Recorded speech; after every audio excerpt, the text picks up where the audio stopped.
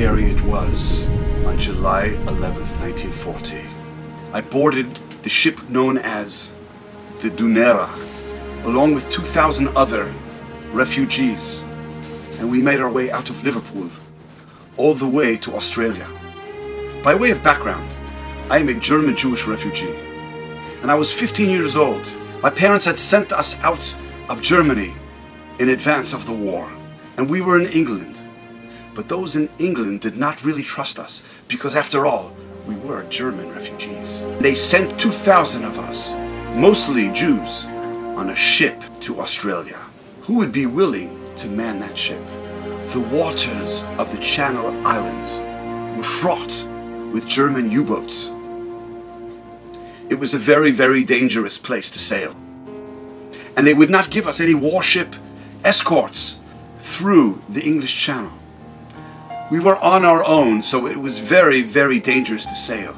The only sailors that were willing to man this ship were people who were in British prisons. And they were given this opportunity to sail all these Jewish refugees over to Australia and earn their freedom. And so, 2,000 of us were hiding below deck in the hold, all of our luggage on the upper decks. And we went out into the English Channel. It was very, very scary for us, and we realized that the Germans would probably try to sink our ship. In fact, one night we thought we were even being targeted because the ship began to move to and fro, and suddenly we had a massive wave where there had not been any, and we thought perhaps we were being targeted. But then the sea became quiet and we settled down. The sailors were not very kind to us. They came down and they said, "Give us all your lighters and your cigarettes because it's a hazard to have them below decks." But once they saw the watches and the jewelry, they said, "We'll take that too." And not only that, but we had all of our luggage upstairs. There was no room down below in the hold, and it was too dangerous for us to be on deck where the Germans could spot us, obviously looking like Jews. So the sailors maliciously began to open our luggage and rifle through it, taking what they could of value and throwing what was valueless to them overboard. We didn't know this was happening until much later, but they had thrown our precious valuables, svarim, tefillin, things of that nature, were thrown casually overboard into the sea. By the time we pulled in to Australia, about 60 days later, we had been verbally abused by these men, but they did bring us to Australia. We rebuilt ourselves. Cities like Melbourne, Sydney, and others.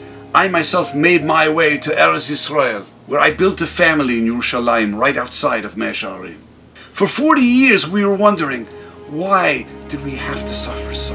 Why was it so miserable? No luggage, mistreated by the sailors for so many days. And something incredible happened 40 years after this event. In approximately 1980, somebody opened the German Navy archives from the Nazi era, and somebody was able to find the handwritten diary, a German submarine commander in the English Channel in July of 1940. They deciphered the German, and this is what he said. "We saw a boat, approximately July the 12th, 1940. It appeared to be unarmed, and there was certainly no Navy escorts. So we figured a British ship. It is ripe for the sinking. We called together a wolf pack of several U-boats. We gathered around the helpless ship, and I ordered my men to fire the first torpedo.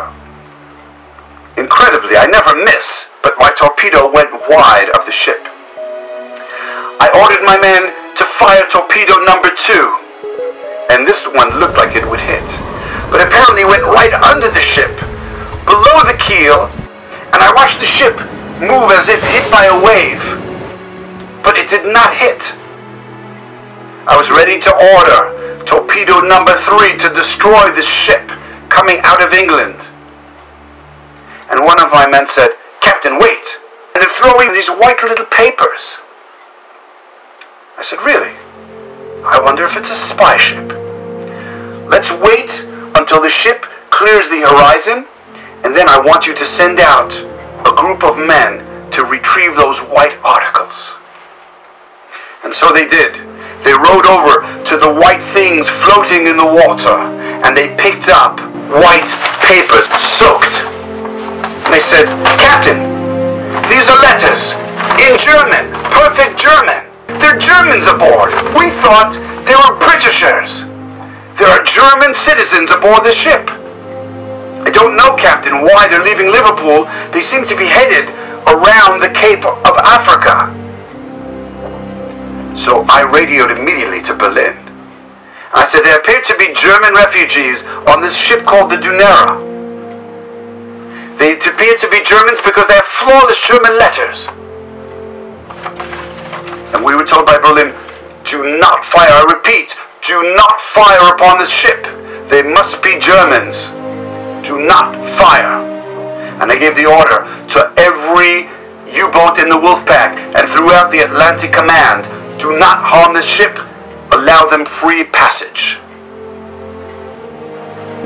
And so closed the entry of this U-boat commander. And we found out in 1980 that a miracle had happened in July of 1940, and we knew nothing about it for 40 years.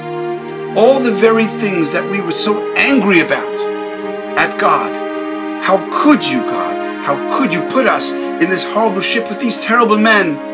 They're abusing us. They're not letting us above the deck. They are throwing out our papers. They're throwing out our luggage. All those very things served to save our lives. If not for this discovery of our letters, which had to be written in perfect German, we were not allowed to write anything Jewish because that might get somebody in trouble in Europe. That very fact that all those letters had to be in German saved our lives, because the Germans were fooled into believing that we were fellow German Aryans aboard the ship. Had they known we were Jews, we would have been bait for the fish. 3 miracles. Torpedo number 1 goes wide. Torpedo number 2 goes just under the ship. And miracle number 3, they discover the very letters that these bandits were throwing overboard, and those letters save our lives. Things happen in everybody's life that they don't understand. How could God do this to me? How? I don't understand, God. Why are you putting me through this?